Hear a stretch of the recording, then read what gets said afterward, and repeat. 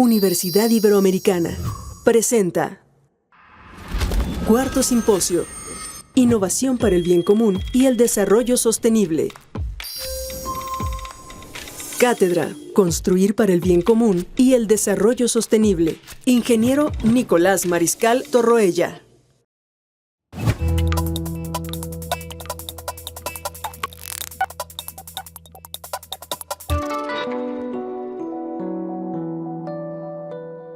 Ok, bien, vamos a continuar ahora con un tema: Acapulco, recuperación resiliente y sostenible.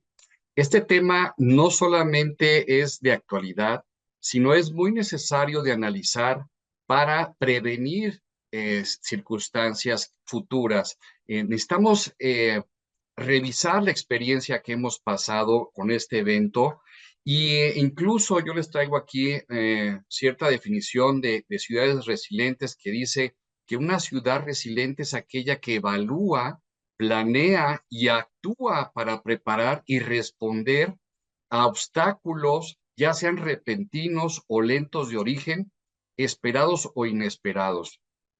Bien, el día de hoy vamos a analizar la experiencia de Acapulco, sobre todo la parte de desastres naturales, la parte de resiliencia. Y para ello tenemos dos especialistas que nos van a apoyar con toda esta información desde varios puntos de vista.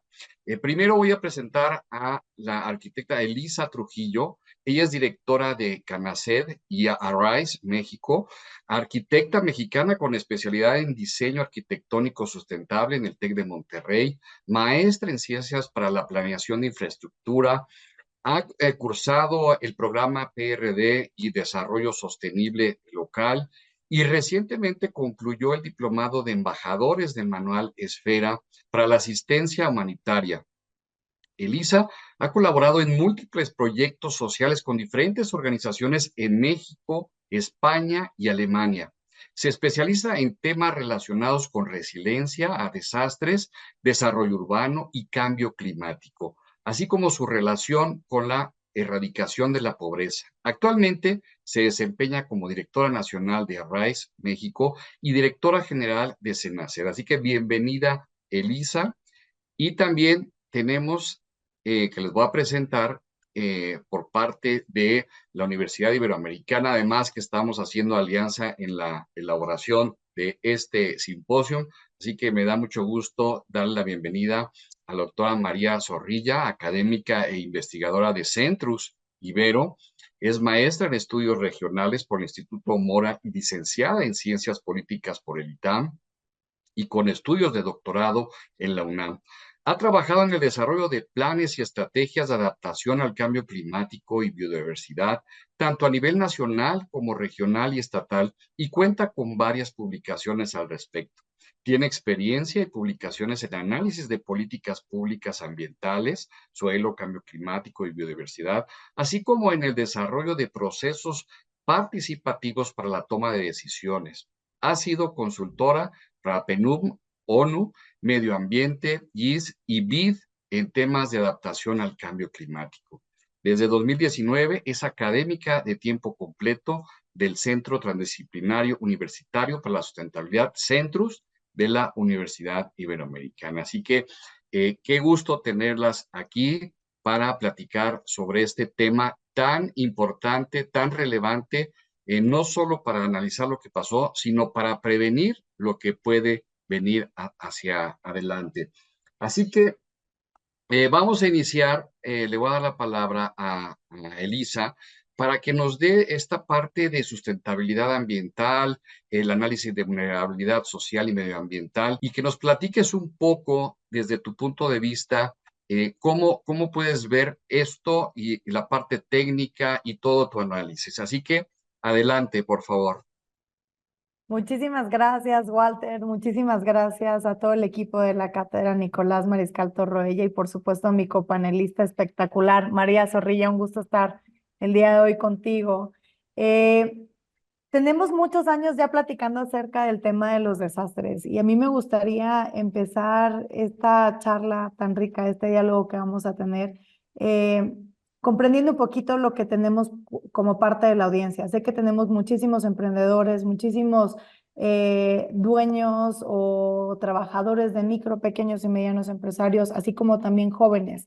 Y cuando estaba pensando cómo podíamos explicar o cómo podíamos abordar este tema desde la parte más técnica, porque evidentemente ya estábamos escuchando hace ratito un panel anterior donde hablamos de ciclo de nitrógeno y muchas cosas así como muy técnicas también, bien aplicadas. Yo decía, ¿qué nos une a todos y por qué estamos tan interesados en hablar de estos temas de cambio climático que ya desde el año pasado pues le llaman ebullición global o crisis climática? Creo que porque a todos nos une un sentimiento de soñar, pero soñar con los pies bien en la tierra para poder generar o gestar un cambio del mundo en el que queremos vivir. Y con esos sueños o de la mano de esos sueños, si me voy a permitir, Walter, compartir la pantalla. De la mano de estos sueños, nosotros nos hemos atrevido desde Senacet a soñar por más de 20 años, ¿no? Hemos estado con un firme propósito de, de soñar en que podemos construir un México resiliente a desastres. Estábamos viendo las causas o los diferentes temas que nos unen como sociedad.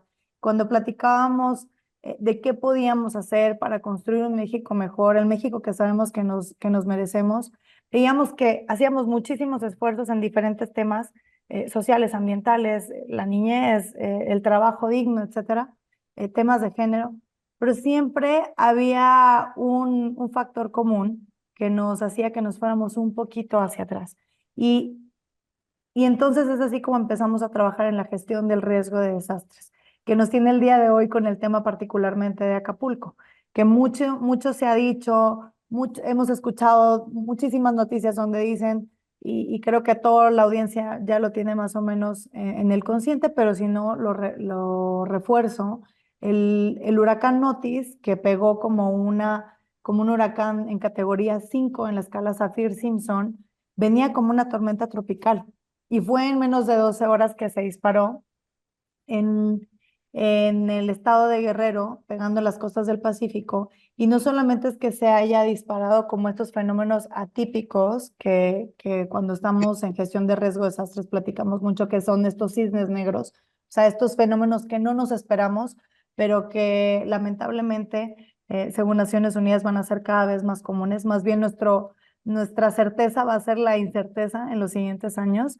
Se tienen pronosticados para el 31.5 desastres aproximadamente por día a nivel mundial, o sea que vamos a tener muchísimo que hacer y que replantearnos no solamente desde la parte técnico-científica del cambio climático o la adaptación al cambio climático, sino también desde el quehacer nosotros como personas dentro de nuestra vida diaria y las decisiones que tomamos que van formando nuestros entornos.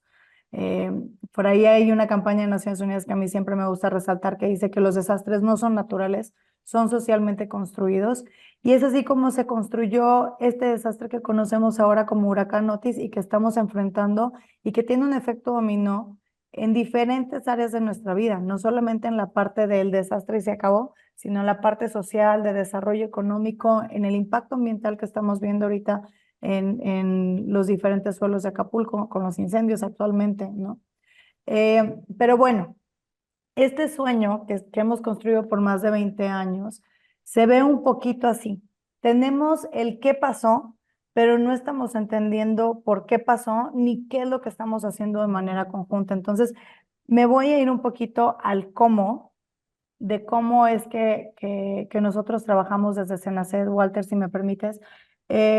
Nosotros llevamos trabajando, como mencioné, más de 20 años. En estos 20 años hemos atendido diferentes tipos de desastres o declaratorias de emergencia y de desastres a nivel global, no solamente a nivel México.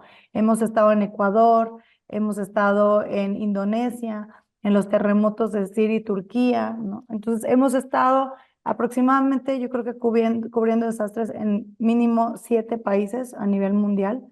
Les dejo aquí un poquito de la numeralia por temas de tiempo, con lo que hemos estado movilizando, pero lo que nosotros básicamente hacemos, porque somos una ONG, que es bastante simpático, porque somos una ONG, pero somos una ONG que nace de la ocupación y la preocupación del sector empresarial en México. para ver cómo podemos construir este México más inclusivo, más seguro, más resiliente a desastres y por ende más sostenible. Y se ve un poquito así el cómo estamos operando nosotros. Si bien Senaced es el holding de este gran modelo, ¿no? De este modelo que le llamamos Unidos por Ellos, traemos muchísimas voluntades intersectoriales detrás de nosotros. Vamos de la mano, por supuesto, con Gobierno de México, porque entendemos que hay diferentes roles, que nos coordinamos, pero que no nos pisamos, que trabajamos en equipo y como tal nosotros como sector privado no somos primeros respondientes. Pero sí vamos de la mano y de liderazgo de Gobierno de México, donde nos sumamos y vemos en qué podemos nosotros apoyar para que podamos llegar de manera más eficiente, más rápida y por supuesto más efectiva a las comunidades que nos están, que requieren de nuestro apoyo. En la parte de cómo estamos en la estrategia, nos apoyamos de 2 diferentes redes de Naciones Unidas en toda la parte de prevención y mitigación y preparación con ARISE y en la parte de respuesta y recuperación con el Connecting Business Initiative.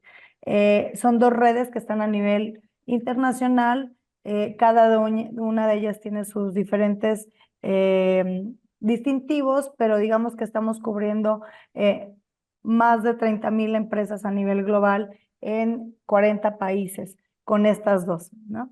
Y para la parte operativa nos apalancamos, porque si recordarán, les mencioné que es muy importante para nosotros respetar los roles que jugamos cada uno de estos aliados dentro de este gran equipo para la gestión del riesgo de desastres en México, y vamos de la mano de ONGs que están altamente capacitadas, que ya trabajan en campo y que lo vienen haciendo muy bien a través de los años. En este sentido, nuestro partner fundador es Cadena, con quien estamos sumando esfuerzos ya desde hace muchísimo tiempo, pero también tenemos otros 11 partners a nivel local que nos apoyan, como Medical Impact, World Vision, Fundación Origen, Reinserta, Cruz Roja, you name it. Tenemos muchísimos que no quisiera dejarlos de fuera por mencionar por temas de tiempo. Me voy a saltar esto un poquito, que es donde estamos ubicados como ARISE, como en redes globales, y donde estamos ubicados como el CBI, ¿no? A nivel internacional.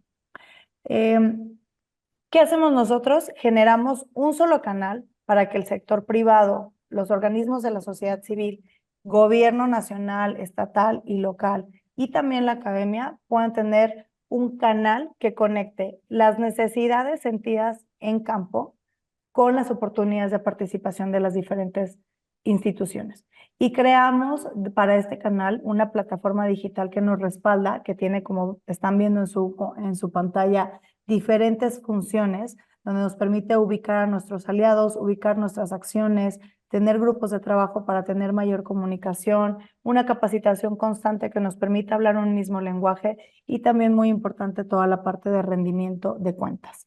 Dentro de este modelo tenemos el protocolo articulado de respuestas a emergencias, que fue el que nos permitió actuar en el caso particular de Acapulco.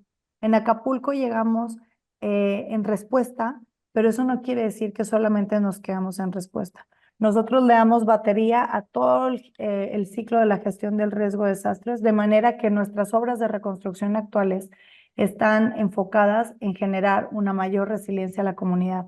Es decir, que cada vez que entramos a una comunidad o alguna intervención en particular, nos tenemos que hacer cargo de que esa comunidad quede con mayores capacidades instaladas y con mejor infraestructura que les permita hacer frente no solamente a la situación actual, sino a las que vienen, porque sabemos que Acapulco tenía por ahí un registro muy bajo de posibilidades de que se desarrollaran huracanes, pero ya vimos que con el cambio climático o la crisis climática, los escenarios están variando muchísimo a nivel técnico, tal que nos están sorprendiendo, entre comillas. Entonces, ¿cómo podemos estar nosotros mejor preparados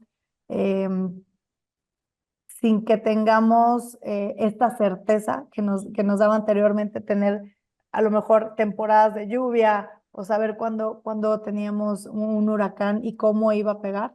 Ya no es suficiente hacer, y lo platicamos un poquito con el equipo de la cátedra, ya no es suficiente solamente hacer pronósticos en base a escenarios anteriores, a lluvias de retorno, a lo que históricamente ha funcionado o como ha venido impactando los fenómenos naturales a nuestro país.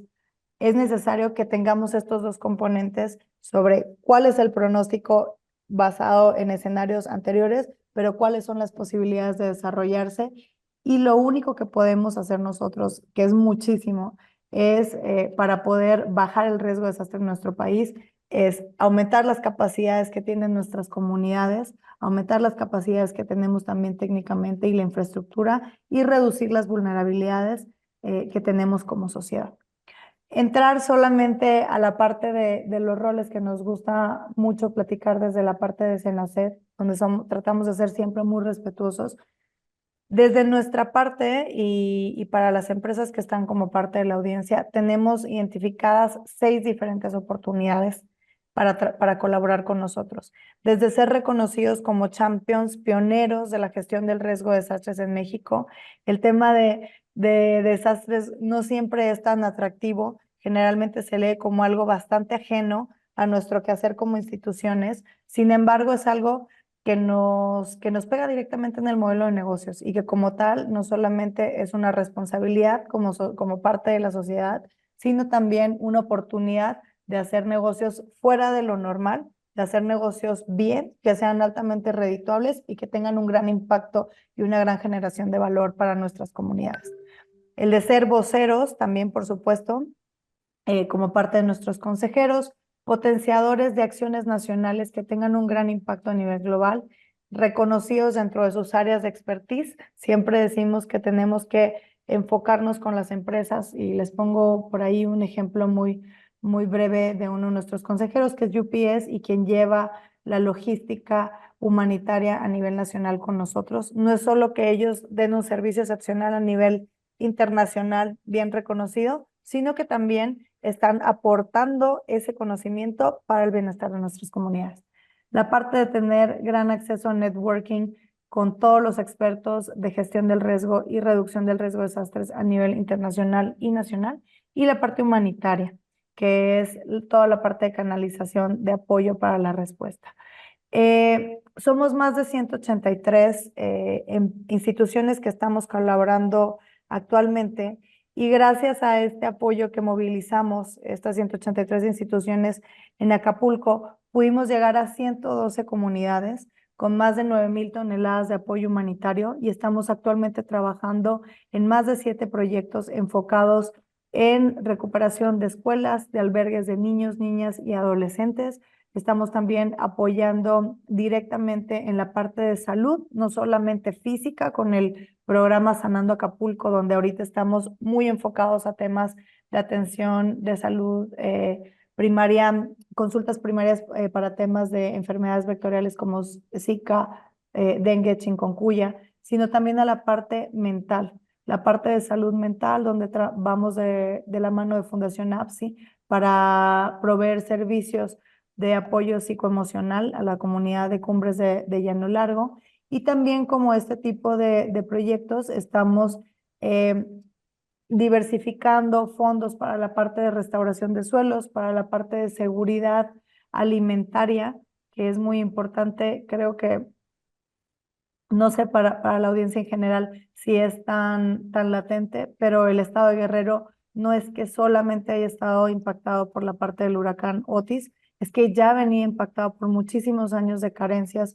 sociales, donde hay poblaciones que no solamente cosechan para vender o para comerciar, sino para su autoconsumo. Entonces, estamos enfrentando una situación que debería de ser un parteaguas y debería de ser el punto de inicio para generar un Guerrero mucho más resiliente, más sostenible, pero también con una mayor calidad de vida para todos, todas y todes dentro de esta gran comunidad y dentro de este gran país en el que vivimos. Y para cerrar mi intervención, Walter, esta primera intervención, me gustaría solamente pasar el video de las acciones de los equipos con los que estuvimos colaborando en campo, para que si alguno de ustedes por aquí fue parte de esta red Unidos por Ellos, así haya sido un donativo de $1, una hora de voluntariado o un donativo a nivel institucional. Para nosotros es altamente importante y quisiera compartir con ustedes algunos de los logros y el sentimiento de las personas a las que llegamos en estas 112 comunidades ubicadas en 4 municipios en Guerrero.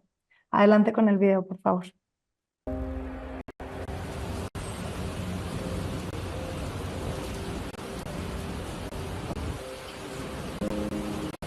Perdimos todo, nosotros perdimos la casa, no sacamos nada.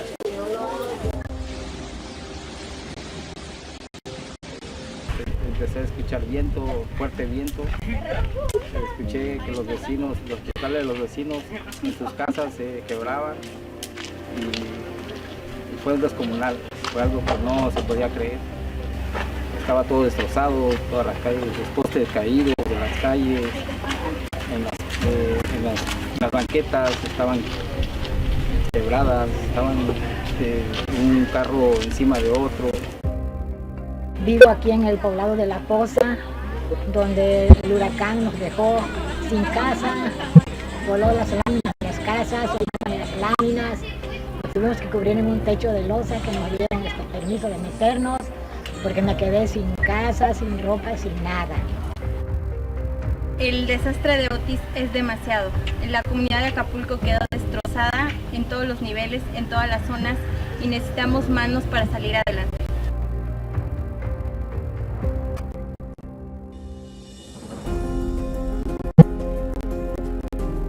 Pero los guerreros se levantan y con tu ayuda reconstruyen.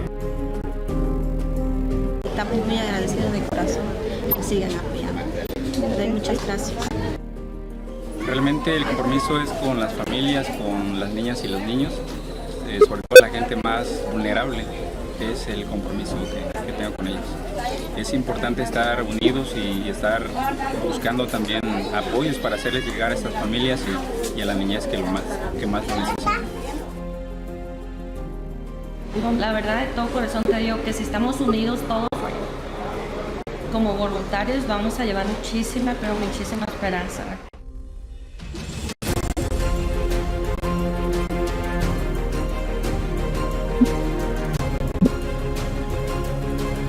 Ver las caritas de los niños felices por tener alimento, agua, tener espacios dignos para alimentarse. Mantengamos siempre la humildad y mucha fortaleza, porque hay gente que nos necesita fuertes, necesitamos de muchas manos para poder ayudar a muchos niños, a muchas mujeres y a muchas personas adultas y pues bienvenidos también si quieren estar dentro de este caminar, que es muy bonito, pero también tenemos que tener mucha fuerza, mucha voluntad, mucha pasión. Estoy con Guerrero, ¿y tú? Yo les agradezco a todos los compañeros de las empresas que nos han apoyado con agua, con alimentos, con ropa. Unidos por ellos están haciendo una labor social muy generosa, muy valiosa para nosotros y para todo Acapulco. Unidos, colaboradores, empresarios y sociedad civil, saldremos adelante. Juntos vamos a salir adelante. Unidos somos más fuertes que un huracán.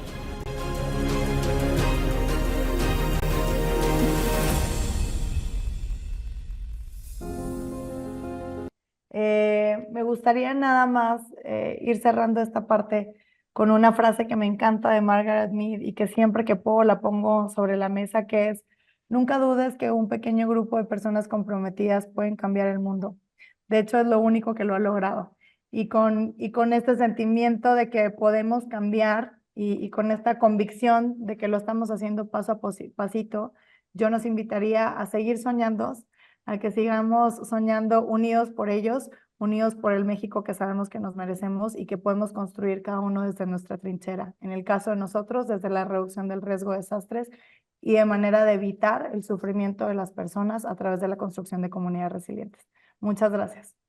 Gracias, Elisa, ¿no? Muy interesante. Ahorita vamos a regresar quizá a tener un pequeño diálogo rápidamente, pero me gustó muchísimo esta parte del Cisne Negro, de que esté también muy organizado, de la contribución de gobierno, sociedad civil, sector empresarial, por un fin que es la comunidad, pero también los rezagos que se tenían.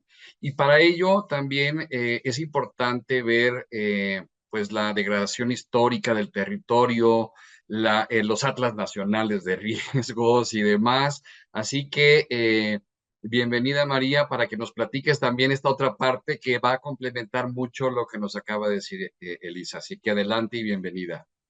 Bueno, buenos días, muchísimas gracias. Primero que nada, agradezco a la Cátedra Nicolás Mariscal, construir por el bien común, y en realidad, pues, en estos tiempos es construir, reconstruir y construir mejor por el bien común. Y bueno, pues muchas gracias, Walter, muchas gracias, Elisa, y Sandy, que no está, no se ve, pero estuvo muy metida en esta organización. Y bueno, pues yo voy a presentar, yo voy a hacer una presentación un poco enfocándome en, no de Otis para acá, sino más bien qué nos llevó a Otis, qué nos llevó a las condiciones de desastre que vemos, y que además, pues un poco mi enfoque es reflexionar cómo no llegar a esto, cómo evitarlo. Elisa lo dijo, partimos de esta frase: los desastres no son naturales. Y es algo que se ha dicho durante mucho tiempo, y mucha gente la ha estado enfatizándola, y por supuesto, pues gente con mucha experiencia en el análisis. Aquí voy a citar a algunas de estas personas, pero empiezo con esta frase, que es una frase de los 90s y que es pues tremendamente vigente y que va a ser más vigente cada vez. Los desastres evidencian y agudizan las amenazas contra vida, bienes, oportunidades de las personas afectadas. Y además, estas amenazas y esto siempre está presente en el medio. La vulnerabilidad hay que entenderla como un problema del desarrollo, y en la vulnerabilidad se combinan una serie de vulnerabilidades que es en las que yo me voy a enfocar. Aquí rápidamente, bueno, si partimos de los desastres no son naturales, esto lo ha tomado la ONU en efecto, pero en realidad lo han dicho desde hace 50 años. O sea, no, estos son como algunos ejemplos de estos textos icónicos y estas redes que han trabajado en este tema. Y ahorita voy a explicar por qué los desastres no son naturales. De hecho, yo la primera vez que escuché esta frase fue de Alan Lavelle, que es un gran experto en estos temas, y fue lo que a mí me hizo, o sea, en realidad me cambió el giro de a qué me quería dedicar, y bueno, pues por eso trabajo en temas de adaptación al cambio climático y en temas de reducción de desastres. Para empezar, ¿por qué hablar de los desastres no son naturales? Y aquí también me voy a los clásicos. Este es un modelo que salió, la edición en español salió en el 2002, pero en realidad el modelo es del 97, que se llama el modelo presión y respuesta, o la progresión de la vulnerabilidad. Y aquí voy a empezar. Esto es muy importante. Si ustedes me dijeran qué es lo más importante que queremos que se nos quede, María, es esto. Cuando sucede un desastre, y aquí lo vemos en la formulita, cuando sucede un desastre es producto de que hay una condición de riesgo. Y ese riesgo se debe a que se adicionan dos cosas: la amenaza y la vulnerabilidad. O sea, un desastre es cuando se concreta una condición de riesgo, y ese riesgo está en función de la amenaza, que la amenaza puede ser un evento de origen natural o un evento de origen antropogénico. O sea, un ejemplo de un evento de origen natural puede ser una tormenta tropical que se convierte en un huracán, o puede ser un terremoto, o puede ser una parte de origen antropogénico, como un tema, una explosión nuclear, una guerra, una caída del sistema financiero. O sea, hay una tipología de amenazas muy, muy amplia, pero la amenaza no es el desastre. Esa es la primera cosa.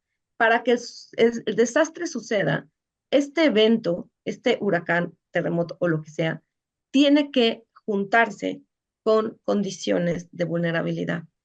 Y estas condiciones de vulnerabilidad, que podemos entenderlas como condiciones inseguras, estas condiciones de vulnerabilidad son las que hacen que el desastre tenga las magnitudes que acaba teniendo. Y estas condiciones de vulnerabilidad, ahorita las vamos a ver un poquito más ampliamente. Estas condiciones de vulnerabilidad son condiciones generadas por la sociedad de muchas maneras, por la sociedad en el pasado inmediato, o sea, dónde están ubicadas las personas, porque están ubicadas en zonas de riesgo, cuáles son las condiciones en términos de pobreza, cuáles son las condiciones en términos de acceso a la salud, de acceso a la educación. O sea, este tipo de condiciones que a su vez están determinadas por condiciones mucho más que no son tan evidentes, pero que son la base de todo esto. Por ejemplo, estas condiciones pueden tener que ver con con el deterioro del medio ambiente, ¿no? Que ahorita voy a poner algunos ejemplitos en el caso pueden tener que ver justamente con la manera en la que las personas en condiciones de pobreza se tienen que ubicar en las zonas pues más inestables, porque no tienen suficientes recursos para tener una tierra, tener una vivienda en una zona más segura. Entonces, mi punto aquí más importante, y bueno, hay muchas cosas que podríamos cambiar de este esquema, pero al ser el primero, a mí me gusta presentarlo como lo hicieron los autores, porque me parece clarísimo. Entonces, el punto es, un desastre no es el huracán, un desastre no es la amenaza, un desastre es la conjunción de la amenaza con la vulnerabilidad. En este sentido, investigadores de la Red Latinoamericana de Desastres, específicamente este es un concepto elaborado por Gustavo Bircheschoch, lo que él nos dice es, la vulnerabilidad no es una vulnerabilidad, la vulnerabilidad se construye de muchas maneras, y él pone una gama enorme, o sea, bueno, son 10, yo aquí ya las concentro en algunas, que nos dicen qué hace que una población sea vulnerable. Entonces estoy aquí midiendo mis tiempos, por eso volteo a la derecha, voy a hablar un poquito de estas condiciones de vulnerabilidad.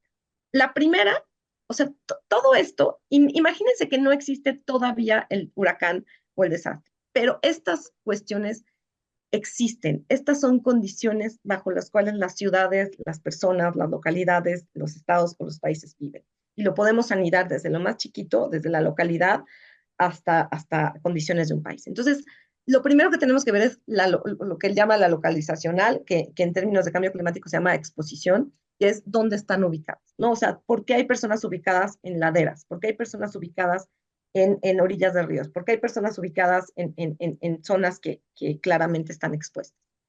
Otra tiene que ver con la técnica, y aquí, pues en el video que nos presentó Elisa, pues veíamos las casas de las personas, ¿no? Que ahí hay una cosa pues de cuáles son los materiales, cómo están construidos. Hay estudios, por ejemplo, de que en terremotos, los primeros edificios que caen son hospitales, en terremotos fuertes, evidentemente, o que se dañan son hospitales y escuelas públicas, ¿no? O sea, ahí hablan de cómo están las condiciones justamente de construcción. Otro punto es lo que se conoce que para mí es fundamental como la vulnerabilidad ecológica o ambiental, que son cómo estas condiciones de vulnerabilidad están siendo generadas por un deterioro del medio ambiente, por un deterioro histórico del medio ambiente. Y bueno, ese tema también se vuelve fundamental, y sobre todo en el tema de las zonas costeras, y de las zonas costeras que han sido urbanizadas rápidamente, es un tema que voy a recalcar un poquito más adelante. Luego están otra serie de vulnerabilidades que también las vamos a ver en el caso de Acapulco, que son la vulnerabilidad pues económica, que tiene que ver con el ingreso, pero también la vulnerabilidad social, que tiene que ver de muchas perspectivas con los vínculos, con el capital social, con las condiciones de seguridad. Luego tenemos la vulnerabilidad institucional, que es la capacidad de responder a esto y de prevenir. Y hay otro tipo de vulnerabilidades que son interesantísimas, en las cuales no me puedo meter ahorita por tiempo, pero tiene que ver con la cultura, con la ideología, con el acceso a la educación y a la información. En este sentido, eso que les presento anteriormente es como un poco cómo se ve desde el riesgo de desastre, desde la teoría del riesgo de desastre. Y esto que les presento ahorita es cómo se ve desde la perspectiva del cambio climático. Este esquemita de la triple hélice es un esquema que está puesto en el cuarto informe del IPCC. Y lo que nos dice básicamente es esto de una manera un poco más simple, ¿no? O sea, la posibilidad de que suceda un impacto está en cuestión, en relación con la vulnerabilidad, con la exposición y con el peligro. Entonces, una vez más, el peligro no es el desastre. Y eso es lo que nos tenemos que quitar de la cabeza. Por eso los desastres no son naturales, porque el desastre no es el huracán, el desastre no es el evento hidrometeorológico. El desastre es lo que se conjunta con las condiciones sociales y las condiciones políticas y las condiciones económicas.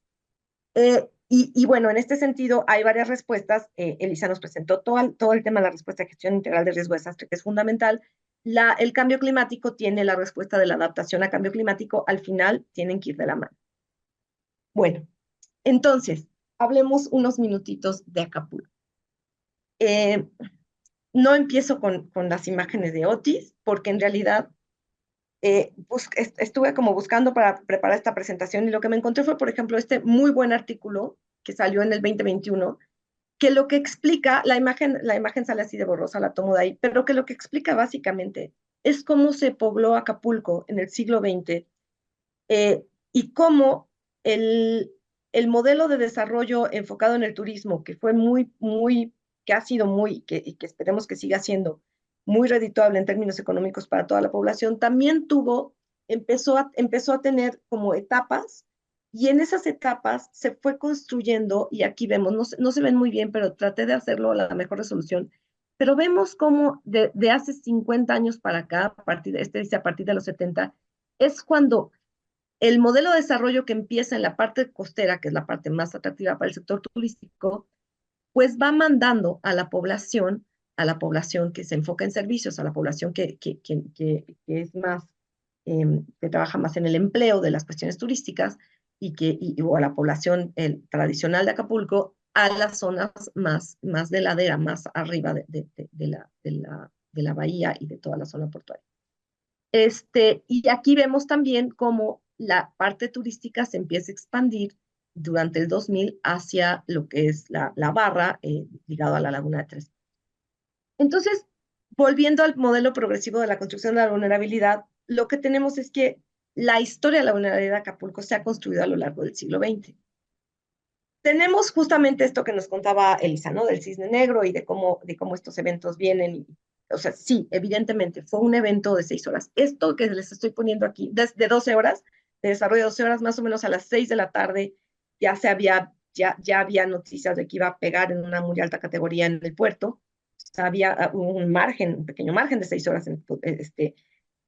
Pero básicamente esto es la amenaza. Esta es la parte de la ecuación de la amenaza, sin duda.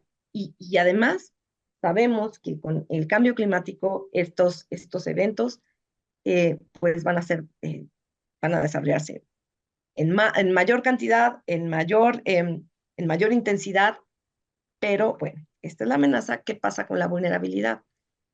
Este de la derecha es un mapita que sacó una organización que se llama Copernicus de la Unión Europea. Ya la quitó, ya no está en línea. Pero básicamente era como una pequeña cosa mapeada, probablemente pues por eso ya no está en línea, pero era una cosa mapeada de dónde se habían visto los mayores impactos, ¿no? Y de la izquierda es el grado de rezago social por área geoestadística básica. Entonces, bueno, pues vemos, ¿no? O sea, realmente tenemos que hay una condición muy diferenciada en el tema de pobreza, y esas condiciones diferenciadas que también el video que nos presentó Elisa, pues es justamente en esas zonas en donde están estas mayores condiciones de pobreza, y son esas zonas donde estuvieron los mayores impactos. Aquí lo vemos de otra manera.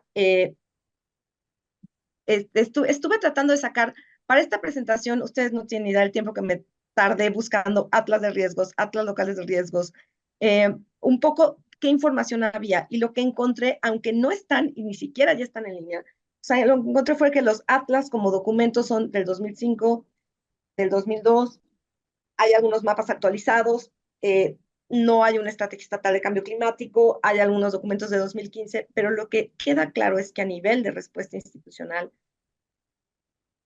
el tema de riesgo de desastre en Acapulco y en Guerrero pues no ha tenido una actualización en los últimos años, ¿no? Casi en los últimos 10. Aquí seguimos pues con imágenes del tema de pobreza, ¿no? O sea, vemos cómo por ejemplo, o sea, en el 2020, el 37% de la población de Acapulco no tenía acceso a la salud. El 52% de la población está en condiciones de pobreza. Entonces aquí ya volvemos, no es solo que haya un huracán, es en qué condiciones está. O sea, aquí no pongo una noticia, fue algo atípico. Sí, fue algo atípico el evento, pero lo que no es atípico es las condiciones de vulnerabilidad. Y aquí vemos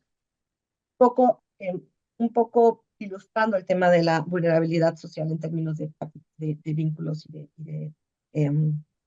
y de lazos sociales, pues como el tema de la violencia ha sido algo que venía, continúa y que tiene que ver justamente con las vulnerabilidades de Acapulco. Y bueno, nada más un poco para concluir en el tema ambiental. En el tema ambiental, esta es o sea, estuve como viendo los inventarios de pérdida de manglares, de pérdida de vegetación costera, y básicamente tenemos muy clara la pérdida de los manglares y de la vegetación costera en sí, pero también hay algunos estudios que empiezan a señalar cuál ha sido la pérdida de la vegetación riparia y de la vegetación que está ligada a las corrientes de agua. Entonces, bueno, lo que sabemos, si se ha perdido 36% de manglar en 15 años, o sea, es que es un poco la evidencia que se tiene. Este desarrollo que vimos a lo largo del siglo XX ha sido a costa de los recursos naturales y de los servicios ecosistémicos. Ya vi que ya estoy en tiempo. Entonces, bueno, pues nada más es dejar aquí que cada vez también es más claro que no podemos no mirar lo que hemos hecho con el territorio y cómo eso ha generado condiciones de vulnerabilidad. Estos son, por ejemplo, esta es una nota de los manglares que son escudos contra huracanes y tormentas, y eso es lo que nos hemos estado, pues, lo que hemos estado acabándonos en muchos de los territorios costeros, ¿no? Que al final eso es muy importante porque se va contra las inversiones, se va contra la posibilidad de que el desarrollo económico, pues sí, de que el bienestar económico para todos los sentidos y para todos los actores y para las empresas y para las personas y para quienes trabajan y para quienes viajan, se pierda por justamente perder esas condiciones que generan la resiliencia.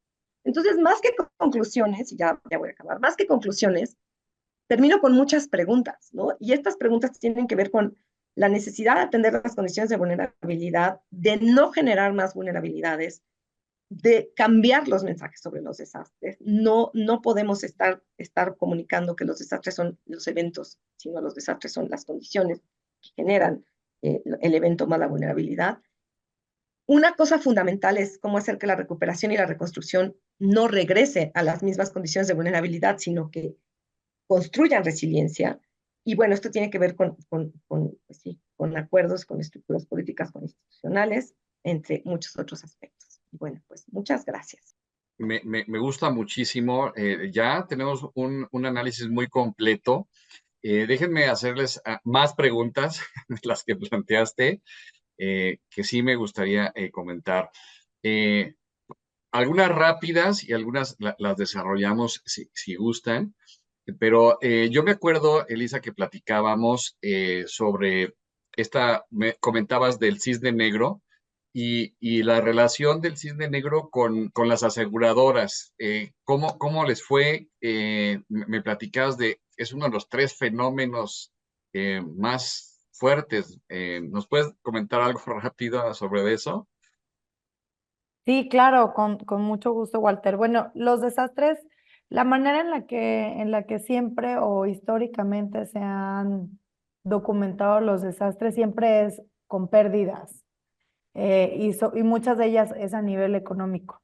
Imagínense el costo de los desastres, el costo del desastre actualmente en Acapulco creo que lo tienen catalogado dentro de la AMIS, que es la Asociación Mexicana de la Industria de las Instituciones Aseguradoras, que es todo este equipo, conglomeración de todos los aseguradores, reaseguradores, brokers, etcétera, a nivel nacional.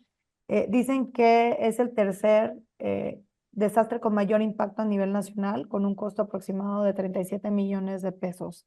37,000, perdón, millones de pesos hasta el momento para las aseguradoras. Esto no solamente, esto para mí me lleva a varias reflexiones.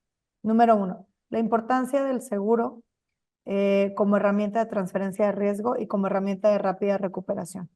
Hay muchísimas comunidades y lo vemos y siempre digo el mismo dato y no me voy a cansar. Llevo 6 años diciendo lo mismo y bueno, ya vimos que Vilchet House y todos los de la red que son grandes amigos y aparte aliados de Unidos por Ellos porque tenemos un convenio firmado con ellos. Alan Label, Alonso Brenes, etcétera. Bueno, llevan desde los 70s hablando de la construcción social de los desastres, ¿no? Pero no solamente es el costo que tenemos a nivel monetario. El Banco Mundial dice que al año 20 millones de personas caen en situación de pobreza solamente por desastres. Y llámenle esos desastres por fenómenos hidrometeorológicos, que es la mayoría, porque son más del 90% de las declaratorias a nivel internacional, pero también llámenle geológicos, económicos, antropogénicos, hasta desastres a nivel de terrorismo, ¿no? Estamos analizando. Entonces, si tenemos una estadística que nos dice que cada año 20 millones de personas caen en situación de pobreza, entonces nuestra meta para el cumplimiento del desarrollo sostenible, nuestra meta para los ODS, se nos está quedando corta en acciones. No es suficiente mitigar, tenemos que empezar a trabajar en eco-DRR, en adaptación a cambio climático, porque ya es inminente. La crisis ya la tenemos encima.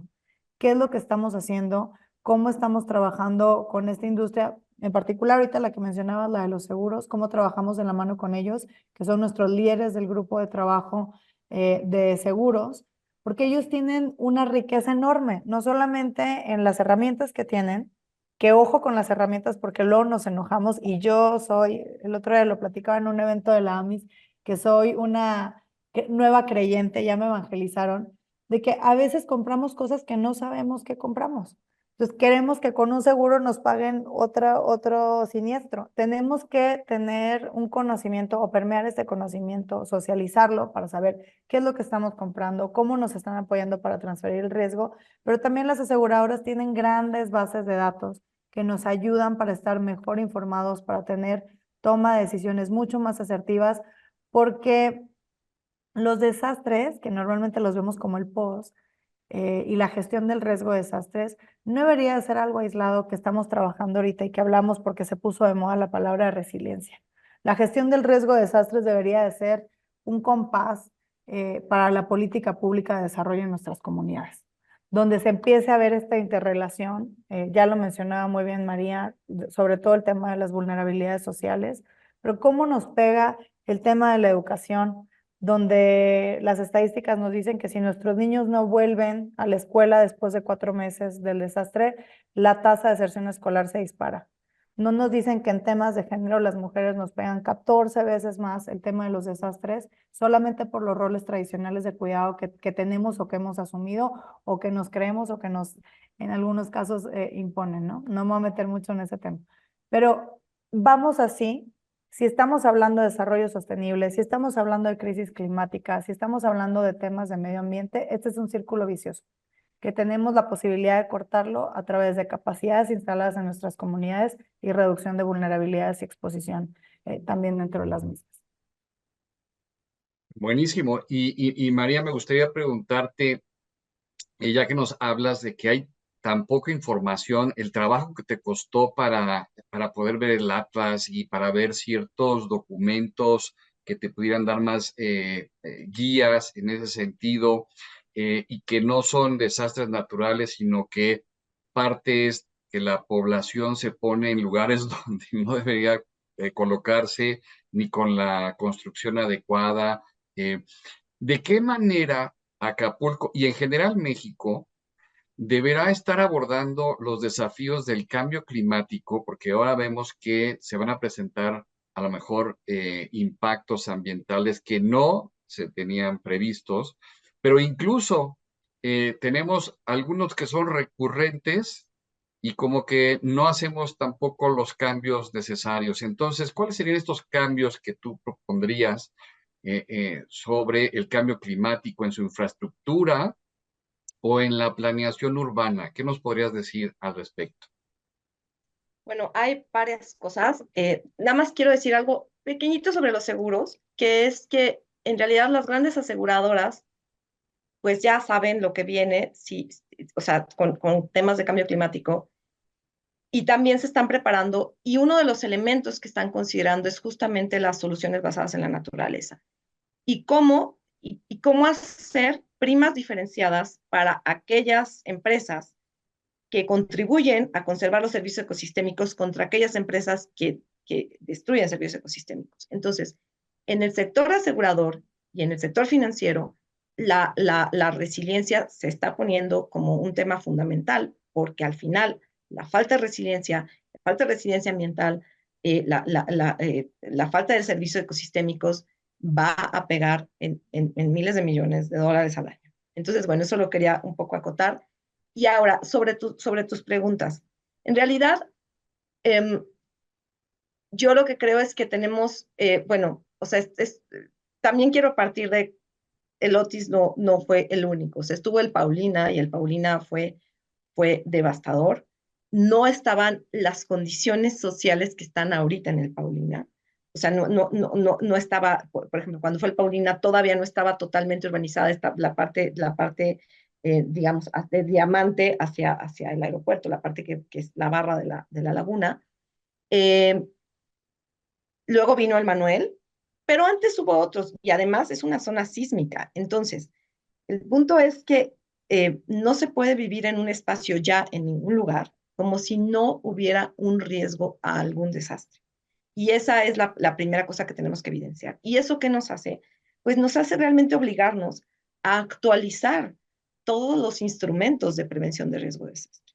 Tenemos una ley, una ley de gestión, ley de prevención de riesgo de desastre, se me acaba de ir el nombre así exacto, es una ley que salió el mismo día que la Ley General de Cambio Climático. Y la verdad es que es una ley muy buena. Entonces, instrumentos legales tenemos. ¿Cómo cumplir con los instrumentos de planeación y de planeación territorial? Debe ser una prioridad de gobiernos estatales, de gobiernos locales, de gobiernos, del gobierno federal, pero además el sector privado y otros actores también tienen que formar parte justamente de esa gobernanza climática o gobernanza para la resiliencia o como lo queramos nombrar, porque todos los actores se ven afectados. El tema de las viviendas, como decía en mi presentación, en realidad es resultado de muchos otros conflictos por dónde vive la gente. Y la verdad, y eso lo escuché en una conferencia hace poco con una persona que admiro mucho, con el doctor Azuela, y él dijo, no podemos poner a pelear los derechos, no podemos poner a pelear el derecho a la vivienda con el derecho al medio ambiente, con el derecho a la seguridad. Entonces, la vivienda también es un derecho. ¿Cómo garantizamos esos derechos para las personas, pero de una manera resiliente? Entonces, creo que el punto es que tenemos que tener una discusión muy profunda de las cosas. Y esa discusión profunda va de qué conocimiento tenemos y cómo lo estamos socializando. Que hay muchísimo conocimiento, hay muchos marcos teóricos, hay mucho conocimiento, hay mucha gente que está trabajando en esos temas, pero que no se visibiliza su trabajo. Y ahí, por ejemplo, la academia tiene un lugar fundamental de cómo generar esa comunicación. Después, ¿quién está escuchando esto? ¿Cómo el sector privado escucha esto y lo toma para su propio beneficio, para sus objetivos, que también son objetivos de desarrollo? ¿Cómo lo toma el gobierno? Entonces, yo creo que hay muchos elementos que ya están, pero que no se han puesto en la mesa con la profundidad que se tienen que tomar. Porque como han dicho muchas personas, sobre todo Quino cuando escribió Mafalda, lo urgente nunca deja tiempo para lo importante, y estamos hablando de cosas realmente importantes que están llegando a la urgencia, ¿no? Pero bueno, eso. Y fíjate que con lo que estamos platicando, no sé, lo voy a comentar y ustedes me dicen, pero a lo mejor estoy pensando en que deberán cambiar los protocolos y alarmas para reaccionar más a tiempo. Deberemos tener a lo mejor simulacros de este otro tipo, como los temblores, algo así. ¿Qué deberíamos de hacer? Porque incluso, Elisa, ¿te acuerdas que tú nos platicabas de la parte preventiva, luego cuando está sucediendo el desastre y después todo el proceso de recuperación y reconstrucción? Tenemos que enfocarnos en cada uno de ellos. ¿Qué nos podrías decir en este aspecto? Gracias, Walter. Sí, de lo que estaba platicando ahorita también, María, me surgieron algunos temas. Y justo uno era de esos de los que había apuntado por acá, de cómo nos movemos. México es ejemplo de solidaridad a nivel internacional. y no lo digo yo, lo dicen diferentes medios y también organismos multilaterales, después en diferentes ocasiones lo hemos comprobado, pero después de los terremotos del 2017, fue impresionante la cantidad de artículos dentro de medios internacionales que hacían énfasis a la solidaridad y a la organización y la corresponsabilidad que tiene el pueblo mexicano ante cualquier desgracia. Eso es espectacular, ya nos pusimos la estrellita. Ahora hay que ver cómo movemos esa solidaridad, ese sentimiento de comunidad, de la parte reactiva a la parte preventiva.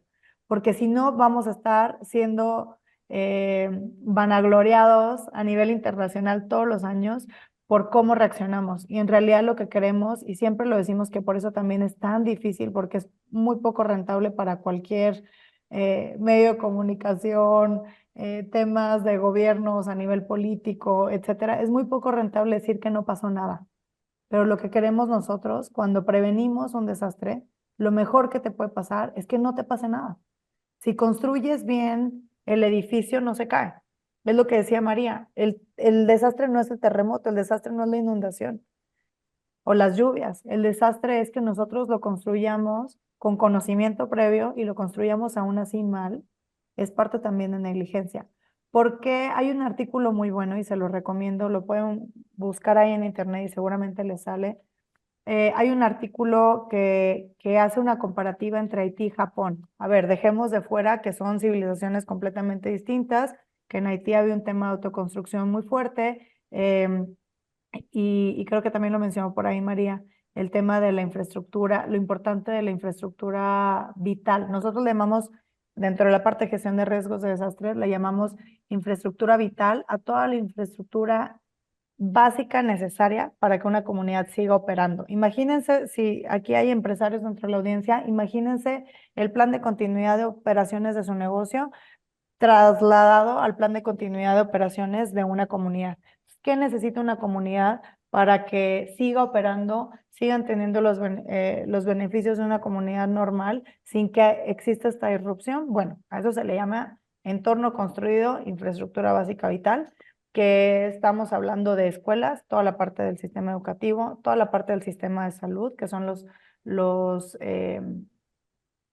hospitales, las clínicas, todo lo que tenga que ver con facilidades médicas, y también la parte, por supuesto, de servicios básicos como el suministro de agua, el drenaje, recolección de residuos sólidos, etcétera. Y una parte muy importante, se nos dice mucho y se nos echa mucho como sociedad que no pensamos a veces en lo comunitario, que no pensamos en equipo. Pero es muy difícil pensar en equipo cuando uno no tiene cubiertas sus necesidades vitales propias. Entonces, también la parte de la casa, ¿no? Lo vimos mucho en Acapulco, que empezaron a movilizar muchísimos recursos para volver a poner láminas. Y si bien no es una solución permanente, era una solución que le hacía a la persona que pudiera enfocarse en otras cosas. Y a lo mejor es temporal.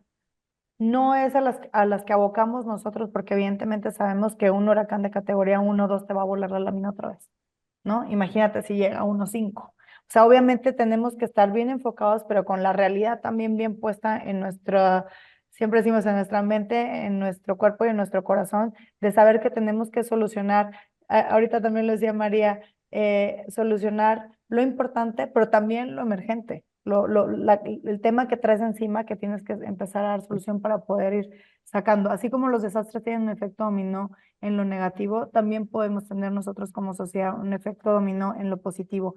Y volviendo a este artículo que hablaba de Haití y de Japón, hacían un análisis de por qué les había pegado. Si Haití había sido un terremoto de la mitad de lo que fue el de Japón cuando tuvimos el tsunami, ¿no? Porque había habido mucho más impacto en Haití, donde estamos ahorita con necesidad de intervención, ¿no? Que están levantando la mano en la Asamblea General de Naciones Unidas para pedir intervención porque no se han podido recuperar y ya llevamos más de 10 años de ese terremoto, versus Japón. Perdón, ya aquí te lo corto, Walter. Una de las cosas muy importantes era el conocimiento de la comunidad. En Japón, cuando tú te llegas y te registras en una comunidad, te dan un librito y en el librito vienen todos los riesgos que tienes. Tú conoces perfectamente los riesgos a nivel comunitario y qué tienes que hacer. La parte de la participación, el aumento de conciencia, pero también de conocimiento, las estrategias y verlo de manera integral hacen toda la diferencia. Perdón que me extendí un poquito. Pues ya se nos fue el tiempo rapidísimo como agua, ahora sí. Y María, concluir, decíamos que concluíamos de forma positiva, dejando un mensaje positivo. ¿Cómo ser parte de la solución? ¿Qué hacer? ¿Cómo sí se puede? Un mensaje final y cerramos. María, por favor. Walter, no sé si me escuchan.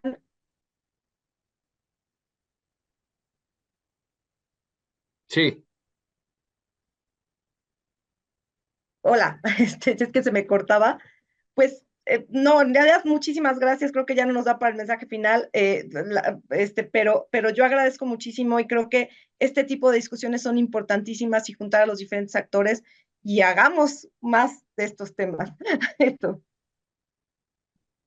Muchísimas gracias, les agradezco muchísimo a los dos, se nos fue el tiempo, pero les agradezco muchísimo todo el conocimiento que nos han compartido. La verdad es que yo sí me quedo con una visión de cómo podemos ir enfrentando, cómo debemos de impulsar como sociedad también, cuál es nuestro papel y seguir siendo ese ejemplo de los mexicanos que comentabas, Elisa, de esta parte que apoyamos y nos ayudamos. Ojalá no solamente en desastres, sino en todo momento. Muchísimas gracias, les mando un abrazo y continuamos con el simposio. Hasta luego, gracias. Universidad Iberoamericana presentó Cuarto Simposio, Innovación para el Bien Común y el Desarrollo Sostenible. Cátedra, Construir para el Bien Común y el Desarrollo Sostenible. Ingeniero Nicolás Mariscal Torroella.